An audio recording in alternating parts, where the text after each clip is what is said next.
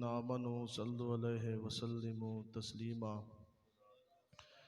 الصلاة والسلام علیک یا سیدی یا رسول اللہ وعلی آلک واصحابک یا حبیب اللہ الصلاة والسلام علیک یا سیدی یا رسول اللہ وعلی آلک واصحابک یا حبیب اللہ الصلاة والسلام علیک یا سیدی یا رسول اللہ وعلی آلک واصحابک یا خاتم النبیین بندہ پروردگارم امت احمد نبی دوست دار چار یارم تابع اولاد علی مذہب حنفیہ دارم ملت حضرت خلیل خاک پائے غوث اعظم زیر سایہ ہر ولی صدیق اکس حسن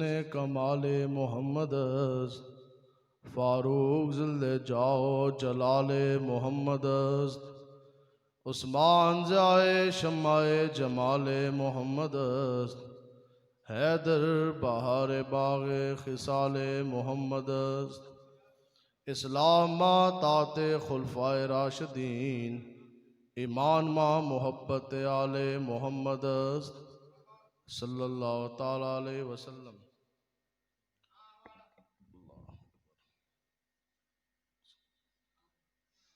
آپ تمام لوگ حضور علیہ الصلوۃ والسلام کے غلام تشریف فرمائیں تو جو موت کا مسئلہ ہے یہ ایک ایسا مسئلہ ہے کہ اس کے اوپر کسی ہندو کسی کافر کسی نصرانی کسی یہودی کو بھی اس پہ اختلاف نہیں ہے جس انسان نے بھی دنیا میں آنا ہے پھر اللہ کا حکم ہے پھر اس نے موت کا ذائقہ چکھنا اور دنیا سے اس نے چلے جانا تو مقصد کیا ہے مقصود کیا ہے کہ ہر انسان اگر ہم دنیا میں آئے ہیں تو ہم اس لیے نہیں آئے کہ ہم یہود و نود کے ایجنٹوں کی ہم دلالیاں کریں ہم ان کی غلامیاں کریں ہم اپنا پیسہ جان مال ان کے اوپر خرچ کر دیں اور پھر روز قیامت اور روز حشر ہم یہ توقع کریں کہ رسول اللہ ہماری شفاعت فرمائیں گے اور ہم آقا و مولا کے جھنڈے کے تلے اٹھیں گے تو اس طرح نہیں ہو سکتا جس کو آپ نے یہ متفق علیہ حدیث ہے اب لوگ اگر ہم یہ بات کریں نا جب ہم کھل کے کوئی بات دین تو وہی ہے حضور علیہ الصلوۃ والسلام نے فرمایا کہ میں تمہیں وہ دین دے کے جا رہا جس کا دن بھی روشن ہے اور جس کی رات بھی روشن ہے اب دین چھپا کر یا کسی کو ڈر کے تو بیان نہیں کیا جا سکتا اب کوئی بندہ یہ کہے نہیں آپ نے حدیث مبارکہ ایسی سنانی کہ نمبردار بھی نہ پریشان ہو تھانے دار بھی آپ سے ناراض نہ ہو ڈی پی اور ڈی سی او بھی ناراض نہ ہو حکومت بھی ناراض نہ ہو تو جب ہم نے ان سب کو راضی کرنا پھر اللہ اور اللہ کے رسول کو راضی کس نے کرنا تو یہ متفق علیہ حدیث ہے بخاری شریف میں بھی موجود ہے اور مسلم شریف میں بھی حضور علیہ الصلوۃ والسلام نے فرمایا کہ جس شخص کے ساتھ تم نے اس دنیا میں محبت کی یعنی جس کو دنیا میں تم نے اپنا قائد اور رہنما مانا حضور نے فرمایا کہ قیامت والے دن اللہ کے سامنے تم اسی بندے کے ساتھ اس طرح جڑ کے تم کھڑے ہوگے تو ہم نے اس دنیا میں عمران خان کو قائد نہ مانا نہ ہم نے نواز کو مانا نہ الطاف کو نہ زرداری کو اس دنیا میں اگر ہم نے کسی سے محبت کی تو اپنے پیر و مرشد امیر المجاہدین کے ساتھ کی اگر ہم نے اس دنیا میں کسی کو اپنا رہنما کسی کو اپنا قائد مانا تو وہ بھی امیر المجاہدین شیخ الحدیث علامہ خادم حسین رضوی صاحب کو مانا اس دنیا میں بھی ہم علامہ صاحب کے ساتھ سینہ تان کر 22,000 سال کھا کر قصوری چکیوں میں جا کر پرچے کٹوا کر بھی ہم نے لبیک کا نعرہ لگایا اور قیامت والے دن بھی اللہ تبارک و تعالیٰ کے سامنے کھڑے ہو کر امیر المجاہدین کے ساتھ ہم کھڑے ہوں گے اور انشاءاللہ ہم یہ نعرہ لگا رہے ہوں گے لبیک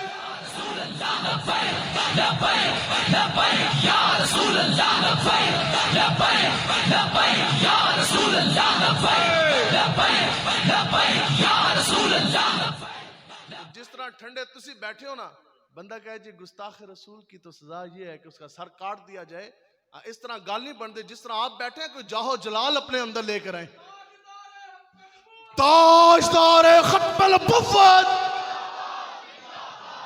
اب دین کی جو بات ہے وہ بندے یا مجمع دیکھ کتنی بات ہوتی ہے ایسی کہیے جناب تقریر 20 بندوں کے لیے تقریر علیحدہ ہے تو جدھر بھاری لفافہ آنے ادھر کے لیے تقریر علیحدہ بڑے پنڈال آستے تقریر علیحدہ تو اس تو بڑا منافق کون ہے تقریر ہم نے انشاءاللہ پوری کر کے جانی ہے انشاءاللہ جو ادھر کرنی ہے وہ آگے بھی جا کے کرنی جیل کے اندر بھی یہی ہم جیل میں بھی ہم جمعے پڑھاتے رہے جیل میں بھی یہی تقریر ہوتی تھی ٹھیک تو اس لیے پورے جرأت اور قوت کے ساتھ بیٹھے آپ کو کیا پریشانی حضور علیہ الصلوۃ والسلام حضرت صبحان رضی اللہ تعالیٰ عنہ، یہ ابو داؤد شریف میں یہ حدیث مبارکہ موجود ہے، حضور علیہ الصلوۃ والسلام نے فرمایا کہ میری امت پر ایک ایسا دور آئے گا کہ تمام قومیں ان کے اوپر ٹوٹ پڑیں گی، ہر طرف سے ان کے اوپر حملے، تمام قومیں ان کے اوپر ٹوٹ پڑیں گی۔ عرض کی یا رسول اللہ اس وقت تو پھر مسلمانوں کی تعداد بہت کم ہوگی۔ آقا و مولا نے فرمایا نہیں، اس وقت مسلمانوں کی تعداد بہت زیادہ ہوگی۔ آج جس طرح ملک پاکستان میں 20 کروڑ سے زائد مسلمان، پوری دنیا کے نقشے پہ 1.5 ارب سے زائد مسلمان، حضور علیہ الصلوۃ والسلام نے فرمایا کہ اس وقت مسلمانوں کی تعداد بہت ہوگی، کثیر تعداد میں ہوں گے، لیکن ان کی مثال ایسی ہوگی جیسے سمندر کے اوپر جھاگ ہوتی ہے، یعنی انہوں نے اندر کوئی دم خم کوئی نہیں رہنا، انہوں نے اندر دلیری کوئی نہیں ہونی۔ تو پھر حضور علیہ الصلوۃ والسلام نے فرمایا پھر 2 چیزیں ہو جائیں گی، بس ان 2 چیزوں سے آپ نے بچنا۔ پہلی تو آقا و مولا نے فرمایا کہ جو تمہارا دشمن ہے نا، کافروں کے سینے کے اندر سے تمہارا روب اور دبدبہ نکال دیا جائے گا، کافر کے دل کے اندر سے تمہارا روب اور دبدبہ نکال دیا جائے گا۔ اگلی بات جو آقا و مولا نے کی، بس یہی رسول اللہ کی امت کے لیے سب سے بڑا فتنہ، جو اس فتنے سے بچ گیا تو پھر اس دنیا میں بھی بلے بلے تو آگے بھی بلے بلے۔ حضور علیہ الصلوۃ والسلام نے فرمایا کہ پھر مسلمانوں کے دل کے اندر، تمہارے دلوں کے اندر وہن ڈال دیا جائے گا۔ صحابی نے عرض کی کہ یا رسول اللہ وہن کیا ہے؟ تو حضور علیہ الصلوۃ والسلام نے فرمایا حب الدنیا و کراہت الموت۔ حضور نے فرمایا کہ دنیا کی محبت اور موت کا ڈر تمہارے دلوں میں ڈال دیا جائے گا۔ تو اس لیے دنیا کی محبت دل میں نہیں آپ نے آنے دینی۔ آج جو بڑے بڑے جناب، یہ جو سیاسی ادھر بھاگ رہے ادھر بھاگ رہے، ایک کی جنٹی پھر دوسرے کی جنٹی، پھر کبھی ایم این اے کی سیٹ کے پیچھے، ایم پی اے کی سیٹ کے پیچھے، آپ بتائیں کیا یہ خالصتاً اللہ اللہ کے رسول کے لیے اقتدار حاصل کرتے ہیں یا اپنے لیے کرتے ہیں؟ حب الدنیا ہے نا۔ آج جو بندہ یہ کہا، جو بندہ ایک پرچہ بھی حضور کے لیے نہ کٹوا سکا، آج تو یہ بھی نیا فتنہ آ گیا، جو بندہ کھڑا ہوتا وہ یہ کہتا جی ہم بہت بڑے عاشق رسول، ہر بندہ یہ کہتا جی مجھ سے بڑا عاشق ہے ہی کوئی نہیں۔ تو جو بندہ ایک پرچہ بھی رسول اللہ کے لیے نہ کٹوا سکے تو وہ کس منہ سے یہ کہتا جناب میں بہت بڑا عاشق ہوں؟ ہمارے بھائی بڑے بزرگ کتنے لوگ ہیں باہر کے ملکوں میں موجود، صرف اور صرف $1 پاؤنڈ کے لیے 10 20 سال لوگ باہر کے ملکوں میں رہ کے مزدوریاں کرتے، پیچھے ماں باپ مر جاتے تو ان کے جنازے میں بھی نہیں آ سکتے، غمی خوشی کی تہوار میں بھی نہیں آ سکتے۔ ٹھیک،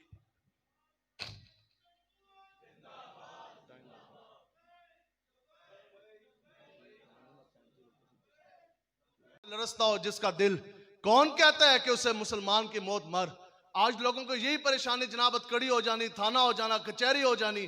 جو بندہ ایک پرچہ بھی نہ کٹوا سکا، جو بندہ 2 دن جیل بھی رسول اللہ کے لیے نہ رہ سکے، پھر وہ بندہ یہ کہے جی میں محمد عربی کا بہت بڑا غلام ہوں۔ ہاں تو یہ بات بالکل یہ دعویٰ جھوٹا ہے۔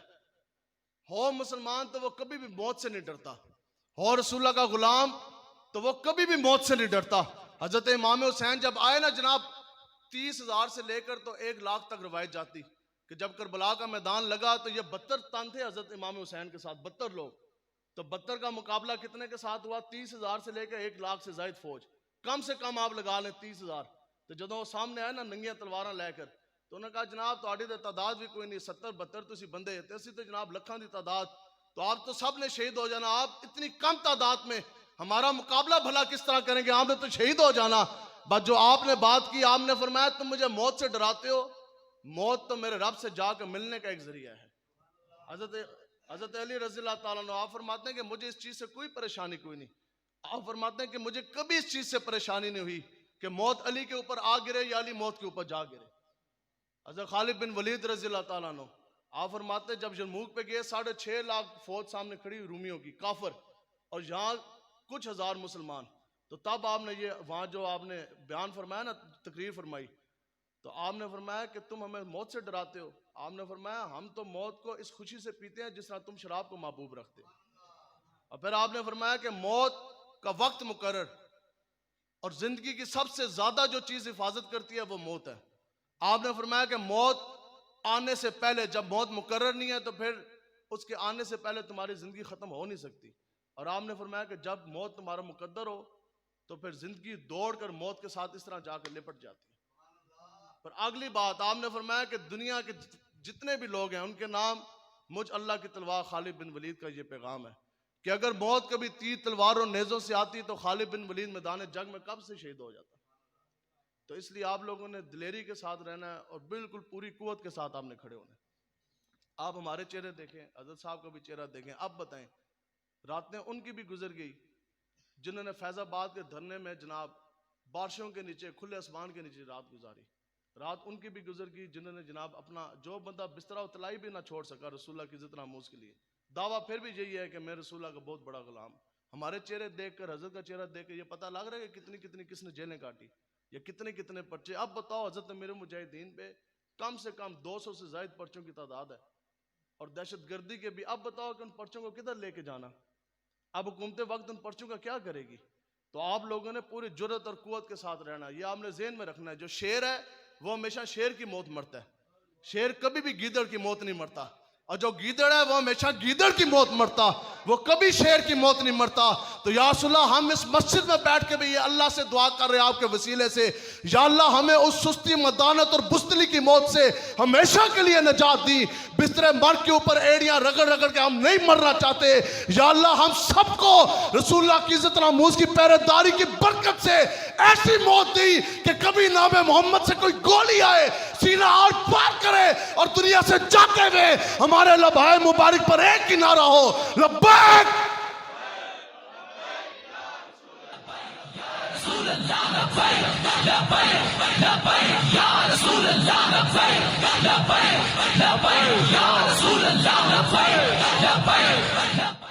بالکل. اگر کوئی بات انسان یہ سمجھتا کہ ہمارا موقف نرم ہو گیا یا ہم جون سے ہمارے حوصلے پست ہو گئے, ہمارے حوصلے انشاءاللہ پہلے سے بھی زیادہ جوان ہیں. پوری جرت اور قوت کے ساتھ یہ محمد عربی کے شیر اپنی نبی کی عزت اور حرمت کے لیے انشاءاللہ پہرے داری کے لیے ہر لمحہ تیار ہے. تیار ہیں جی. جب بھی کوئی کال آپ کو مرکز سے آتی ہے یا آپ کے ضلعی قیادت ضلعی امیر صاحب بیٹھے ہیں, جب بھی کال آنی ہے تو آپ نے لبیک کا نعرہ لگا کے میدان عمل میں آنا ہے. آئیں گے جی انشاءاللہ. بالکل پوری جرت اور قوت کے ساتھ آپ لوگوں نے نکلنا. مسلمان اور رسول اللہ کے دین کی پہرے داری کے لیے آپ کو پیسوں کی ضرورت نہیں ہے, آپ کو سواری کی ضرورت نہیں ہے, آپ کو ہتھیار کی ضرورت نہیں ہے. سن 2 ہجری میں میدان بدر سامنے پورا کفر آ کے کھڑا ہو گیا ابو طالب کے ساتھ. ادھر سے جو رسول اللہ کے غلام چلے وہ کتنے تھے؟ 305. 8 کو تو ایسے آقا و مولا نے حصہ دے دیا. 305 صحابہ فزیکلی اس طرح وہ موجود, وہ جناب جون سے ہے وہ جا کے چلے بدر کی طرف. اس وقت روئے عرض پر مسلمانوں کے پاس کتنے تعداد تھی ہتھیار کی؟ صرف اور صرف 8 تلواریں تھیں. 9ویں تلوار نہیں تھی. صرف 2 گھوڑے تھے, ایک حضرت زبیر بن عوام کا اور ایک حضرت مقداد بن اسود کا. تیسرا گھوڑا کوئی نہیں. تب حضور نے اپنے غلاموں سے پوچھا کہ اب بتاؤ, سامنے پورا کفر آ کے کھڑا ہو گیا, اب بتائیں کہ مقابلے کے لیے جانا چاہیے کہ نہیں. تو حضرت سعد بن معاذ کھڑے ہوئے بخاری شریف میں موجود, ہاتھ جوڑ کے عرض کی یا رسول اللہ ہمیں یہ معلوم ہے کہ ہماری تعداد بھی نہیں, ہمارے پاس اسلحہ بھی نہیں, ہمارے پاس قوت بھی نہیں. ان کے پاس تو افرادی قوت جو 305 آپ جو غلام لے کے جا رہے ہیں اس میں تو بوڑھے بھی ہیں بچے بھی ہیں, لیکن یا رسول اللہ ہمارے پاس 8 تلواریں 2 گھوڑے ضرور ہیں, تعداد بھی کم ہے, لیکن یا رسول اللہ آپ کے نام کا کلمہ پڑھ جو لیا, آپ حکم تو دیں 8 تلواریں 2 گھوڑوں کے ساتھ. بدر تو یہ کھڑا, یا رسول اللہ ہم آپ کے وہ غلام ہیں کہ نام محمد کے لیے پوری دنیا کے ساتھ جنگ چھیڑ دینے کے لیے تیار. بدر نہیں, پوری دنیا کے ساتھ جنگ چھیڑ دینے کے لیے تیار ہے. اب دین تب بھی عزت پا گیا جب مسلمانوں کے پاس 8 تلواریں تھیں. 8 تلواریں, 8 رسول اللہ کے غلاموں کے ہاتھ میں تلواریں گئے. اب بتاؤ 297 جون سے ہیں وہ تو بغیر تلواروں کے چل گئے, نہ ذرہ نہ ڈھال نہ دفاع کا سامان نہ حملے کے لیے ہاتھ میں تلوار. اب بتاؤ وہ تو 8 صحابہ ہیں جن کے ہاتھ میں تلواریں, جو 297 صحابہ بغیر تلواروں کے گئے تو ان کے پاس کون سا ہتھیار تھا, ان کو کس چیز پہ بھروسہ تھا؟ تو اقبال کہتا ہے کہ کافر ہو تو کرتا ہے شمشیر پہ بھروسہ, کافر ہو تو کرتا ہے تلوار پہ بھروسہ, اور مومن ہو تو بے تیغ لڑتا ہے سپاہی. دل میں عشق مصطفیٰ ہو, انسان مومن ہو تو بے تلواروں کی ضرورت نہیں پڑتی مار کے جیتنے کے لیے. لیکن اگر بندہ غلامی کرے یہود و حنود کی تو پھر غوری بھی ہوئے تو کام کوئی نہیں آتا. 56 سے زائد اسلامی ممالک بھی ہوں, فوجیں بھی ہوں, ٹینک بھی ہوں, جہاز بھی ہوں, وہ کام کچھ نہیں آتے. غلامی میں نہ کام آتی ہیں شمشیریں نہ تدبیریں, ہو جو ذوق یقین پیدا تو پھر کٹ جاتی ہیں زنجیریں. بندہ نام محمد پہ ایک مرتبہ چلے تو صحیح. اب بتائیں آپ سب لوگ برادریوں والے بیٹھے, عزت والے بیٹھے, اللہ نہ کرے آپ کے اوپر کوئی حملہ کرنے کے لیے آ جائے آپ کی عزت پہ یا میری عزت پہ, آپ میرا دفاع کریں میں آپ کا دفاع کروں, دفاع کرتے کرتے سر پھاڑیں بھی پھڑوائیں بھی پھر پرچہ بھی کٹوائیں پھر اسی جیل ہی چلے جائیے, تو کیا آپ ہمارے ساتھ جیل میں ملنے نہیں آئیں گے؟ آئیں گے. آپ ہمارا جون سا ہے وہ بھلا بھی کریں گے, آپ ہمارے ساتھ اچھے تعلقات بھی رکھیں گے, تو آپ تو ہماری خبر لینے آئیں گے. ٹھیک ہے جی. تو جو بندہ رسول اللہ کے نام کے لیے ہاتھ پہ ہتکڑی لگوا کے ضلع گجرات کی جیل میں جا کے بیٹھ جائے تو کیا پھر آقا و مولا اس کو بے آسرا چھوڑ دیں گے؟ کیا حضور علیہ الصلوۃ والسلام اس کی خبر نہیں لینے آئیں گے؟ وہ تو مالک ہے نا، لچپال ہیں۔ حضرت غازی ملک ممتاز حسین قادری صاحب 27 گولیاں ماری، پرچہ ہوا، اڈیالہ جیل میں چلے گئے۔ بار ایک وقت اس وقت اپنے آپ کو ایک بہت بڑا ملا تھا، اپنے آپ کو شیخ الاسلام وہ کہتا تھا، خود سے ہی اس نے لقب بنایا۔ اس نے بار کینیڈا کے ڈالر پاؤنڈ کھائی، یہ تو دنیا کا قانون، جو جس کا کھاتا ہے پھر وہ اس کے گن گاتا ہے۔ اس نے جناب 6 گھنٹے کی یہ تقریر کی، 6 گھنٹے کی تقریر یہ کی کہ جناب معاذ اللہ ممتاز حسین قادری جو ہے یہ تو مجرم ہے، یہ تو قاتل ہے، اس نے قانون ہاتھ میں لیا۔ یہ بات چلتے چلتے پنڈی کے ایک مفتی صاحب ہیں، وہ ڈیالہ کی جیل میں گئے، جا کے ممتاز قادری صاحب رحمۃ اللہ تعالیٰ علیہ سے ملے تو ان کی بارگاہ میں عرض کی کہ جناب بار تو ایک نیا فتنہ اٹھ گیا، تو بار ایک ملا ہے، اس نے آپ کے خلاف تقریر کی ہے 6 گھنٹوں کی، اور اس نے آپ کے خلاف دلائلوں کے انبار لگا دیے۔ وہ کہتا ہے ممتاز قادری تو قاتل ہے۔ جب آپ نے سنا تو آپ مسکرا دیے، پریشان نہیں ہوئے۔ آپ نے فرمایا وہ تو ایک ہے، پوری دنیا بھی کھڑی ہو جائے سامنے اکیلا ممتاز قادری کھڑا ہو تو میں ایک لمحے میں ان کو جھٹلا دوں گا۔ کتنا بڑا دعویٰ! مفتی صاحب بھی جناب وہ تعجب میں آگے عرض کرنے لگے کہ جناب اتنا بڑا دعویٰ، آپ کو پتہ ہے آپ کیا بات کر رہے کہ پوری دنیا سامنے ہو، ایک لمحے میں بھلا آپ کس طرح جھٹلا سکتے؟ آپ نے فرمایا کہ اگر میں ممتاز حسین قادری، اگر میں قاتل ہوتا، اگر میں نے قانون ہاتھ میں لیا ہوتا تو قسم با خدا ایک ہفتے کے اندر 5 مرتبہ رسول اللہ جیل میں آ کے مجھے اپنی زیارت نہ کرواتے۔ آپ نے فرمایا حضور علیہ الصلوۃ والسلام ایک ہفتے کے اندر 5 مرتبہ مجھے آ کے اپنی زیارت نہ کرواتے۔ تو کی محمد سے وفا تو نے، اور یہ جہاں چیز ہے کہ اللہ قلم۔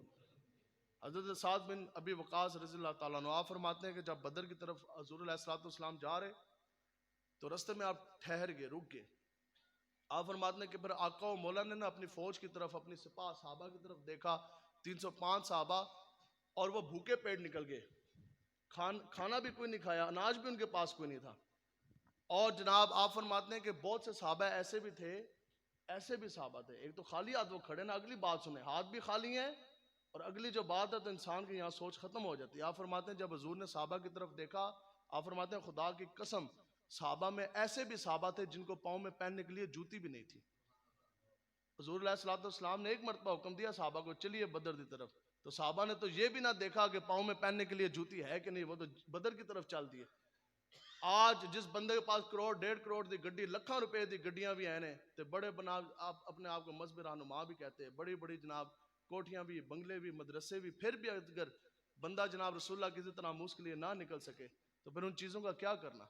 اب ہمارے حضرت امیر المجاہدین رحمۃ اللہ تعالیٰ علیہ آپ فرماتے تھے کہ بیٹا، اور آپ اپنے پیر و مرشد حضرت قبلہ حاجی پیر صاحب رحمۃ اللہ تعالیٰ علیہ آپ فرماتے تھے کہ مینوں میرے پیر صاحب حضرت صاحب فرماندے ہوندے سن کہ دعا کروائی نہیں جاتی، دعا مل جاتی ہے، دعا لی نہیں جاتی، دعا مل جاتی ہے۔ آپ اپنے ماں باپ کی فرما برداری نہ کریں، ٹھیک ہے، انہاں کی تسی تنگ کرو، روزانہ تسی انہاں نے ستاؤ، پھر تسی آندے جانا کہو جی ابا جی اماں جی میرے واسطے دعا کرو، تو انہوں نے کیا دعا کرنی؟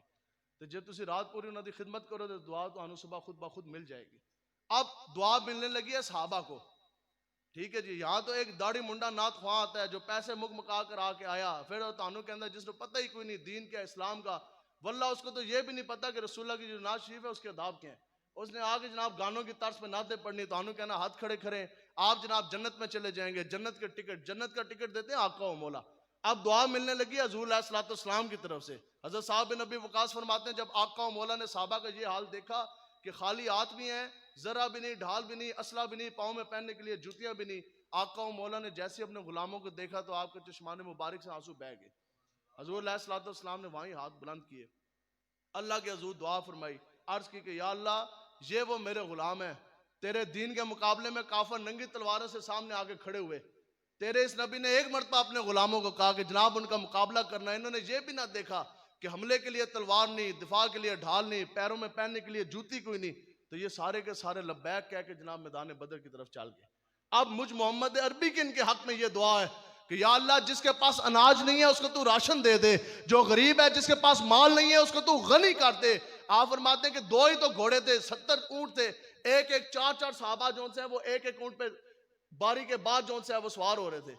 تو جب حضور علیہ الصلوۃ والسلام نے یہ دعا فرمائی نا، پھر آپ فرماتے ہیں کہ پھر کچھ دن نہیں گزرا تھا، کچھ وقت گزرے تھا، کچھ گھنٹے بعد میں نے کیا دیکھا کہ جس ایک صحابی کے پاس بیٹھنے کے لیے اونٹ نہیں تھا نا اور پاؤں میں پہننے کے لیے جوتی بھی نہیں تھی، تو دین کی پہرے داری کی برکت سے ہر ایک صحابی نے 2 4 اعلیٰ قسم کے عربی اونٹ جو ہیں وہ پکڑے ہوئے تھے.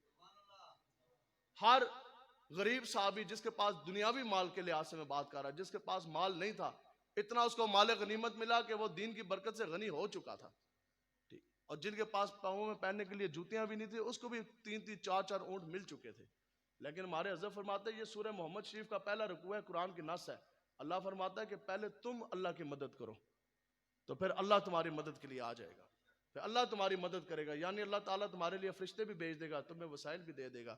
تو اس لیے آپ سے ہم ہاتھ جوڑ کے گزارش کر کے جا رہے کہ آپ لوگوں نے تحریک لبیک کے ساتھ کھڑے ہونا ہے.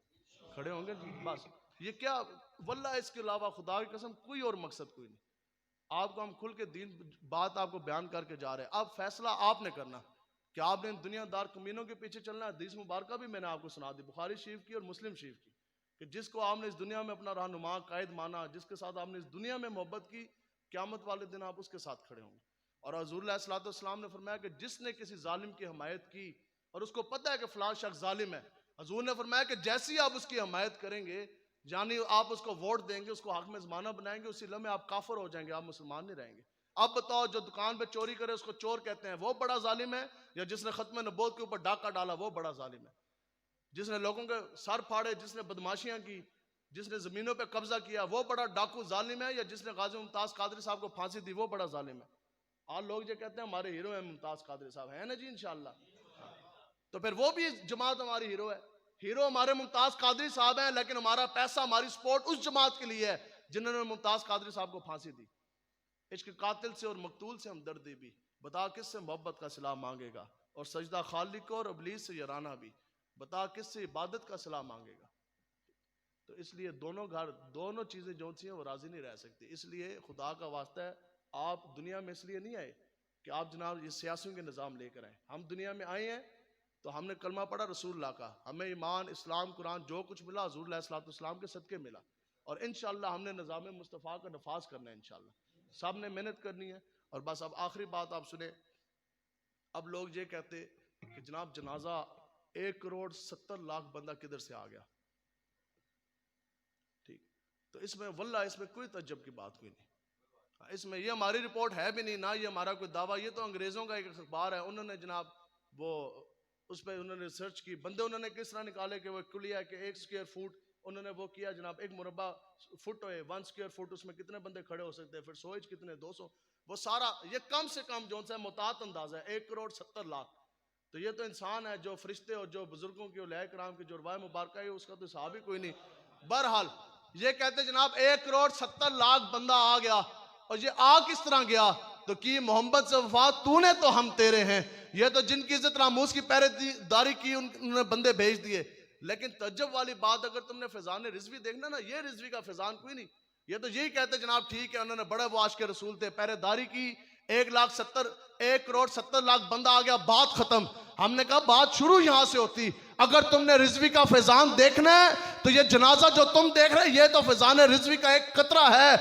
اگر تم نے رضوی کا فیضان دیکھنا تو پھر دیکھو امریکہ سے لے کر ملیشیا تک، جاپان سے لے کر چین تک، دودھ پیتا بچہ بھی یہ نعرہ لگا رہا ہے لبیک لبیک. اور اتنی عمر ہو جاتی ہے لوگوں کی، 30 40 50 سال والے کسی بزرگ کو بھی آپ کھڑا کریں نا، اس نے کہا جناب سنائیں حدیث مبارکہ کوئی عربی میں، تو لوگ عربی میں حدیث نہیں سنا سکتے. یہی رضوی کا فیضان ہے جو قیامت تک انشاءاللہ جاری رہے گا. آپ کسی چھوٹے بچے کو بھی کون ہے کہ جناب سناؤ کوئی حدیث مبارکہ، تو اس نے بھی کھڑے ہو کے یہ کہنا من سب نبیًا فاقتلوہ، اور ایسی حدیث مبارکہ جس سے پورا کفر جون سا ہے وہ کام گیا. آپ 50 حج کریں پھر 200 عمرے کریں. ابھی رات اعلان کر دیا جائے ادھر کہ جناب پوری رات ہم نے تہجد پڑھنے ہیں اور جناب قرآن خوانی ہوگی. ہمارے حج عمروں سے ان تسبیحوں پڑھنے سے جون سا ہے وہ کفر ناراض نہیں ہوتا. کفر اگر ناراض ہوتا ہے تو وہ ہماری تلوار اٹھانے سے ناراض ہوتا ہے. کفر ناراض ہوتا ہے جب ہم یہ کہتے ہیں کہ گستاخ رسول کی ایک سزا. تو حضرت کے مشن کے ساتھ چلیں. ابھی آپ کو بڑے لوگ ایسے ملیں گے، وہ جناب طارق جمیل بھی آ گئے، تو باقی بھی آ گئے، تو سیاسی بھی آ گئے. اب بتاؤ جس وقت تک حضرت موجود تھے ظاہری طور پہ، کیا ان کو نہیں پتا تھا کہ حضرت امیر مجاہدین اس مسجد میں ہے؟ اس وقت تو یہ کہتے تھے جناب آگے سے گزر کے پھر مخالفت نے. اور میں آپ کو حقیقت کہہ رہا, ابھی بھی اگر تو یہ تو اللہ کا حکم نہیں نا, اللہ کی یہ منشا نہیں, لیکن ایک ایسے میں ضمناً بات کر رہا, اگر حضرت ابھی بھی واپس آ جائیں, خدا کی قسم یہی لوگ انہوں نے دوبارہ مخالفتیں شروع کر دیں. اس وقت تو یہ چلے کوئی نہیں. اب جناب آگے قبروں پہ پھول ڈالنے سے بات نہیں بنتی, یہ بیان ایک ٹویٹ دینے سے بھی یہ بات نہیں بنتی کہ جناب خادم حسین رضوی صاحب بہت بڑے عاشق رسول تھے. ٹھیک ہے, اگر تم نے حضرت خادم حسین رضوی صاحب کو عاشق رسول مانا ہے تو پھر ان کے مشن کے ساتھ کھڑے ہو. عمران خان نے بھی ٹویٹ کیا, اگر تم واقعی رسول اللہ کے غلام ہو اور تم نے حضرت خادم حسین رضوی صاحب کو اگر عاشق رسول مانا ہے تو پھر تمہیں فرانس کا سفیر نکالنا پڑے گا, اور فرانس کا سفیر ہم لوگوں نے نکلوانا ہے انشاءاللہ. ٹھیک ہے, ہاں کھڑے ہونے آپ نے. آج انہوں نے وفاقی کابینہ میں انہوں نے کی, انہوں نے کہا جی ہم نے نہیں نکالنا, تو ہم نے کہا یہ تو محمد عربی کے غلام میدان لگانے کے لیے پھر حاضر ہے. ٹھیک, آپ لوگوں نے ایک دوسرے میں رابطے میں رہنا ہے. آپ کے ذریعے امیر صاحب ادھر تشریف فرمایا, ہماری تو ایک ڈیوٹی تھی, ہم یہاں کر کے جا رہے. ٹھیک ہے, آپ لوگوں نے اتفاق اتحاد کے ساتھ آپ لوگوں نے چلنا ہے. اللہ تعالیٰ جو ہمارے بزرگ جو ادھر بیٹھے, اللہ تعالیٰ آپ کی بزرگیاں بھی قائم دائم رکھے. جو ہمارے جوان بیٹھے, اللہ تعالیٰ آپ کی جوانیاں بھی رسول اللہ کے دین کے لیے اللہ کرے کہ یہ کام آ جائے. جتنے بھی آپ لوگ ہیں, آپ سب نے رسول اللہ کے دین کے ساتھ کھڑے ہونا ہے. وعدہ کرتے ہیں نا جی انشاءاللہ. بس یہ وعدہ ہے کہ آج کے بعد ہمارا پیسہ اگر جیب سے نکلے گا تو وہ رسول اللہ کے دین کے لیے استعمال ہو. ہمیں آپ نے نہیں دینا کوئی گاؤں میں کوئی بیوہ ہے, کوئی یتیم ہے, کسی کے پاس کھانے کے لیے مال کوئی نہیں, کسی کے لیے علاج کرانے کے لیے پیسے کوئی نہیں, تو آپ نے ان کی مدد کرنی ہے. پیسہ آج کے بعد جب بھی لگے گا رسول اللہ کے دین کے لیے لگے گا. ٹھیک, تو انشاءاللہ وعدہ پوری جرت اور قوت کے ساتھ دین کے ساتھ کھڑا ہونا ہے. اللہ تبارک و تعالیٰ سے دعا ہے کہ اللہ تعالیٰ ہمیں اس دنیا میں بھی رسول اللہ کا غلام رکھے. اللہ تعالیٰ جب ہم اس دنیا سے جائیں تو پھر بھی محمد عربی صلی اللہ تعالیٰ علیہ وسلم کے جھنڈے کے نیچے اٹھیں. وما علینا الا البلاغ.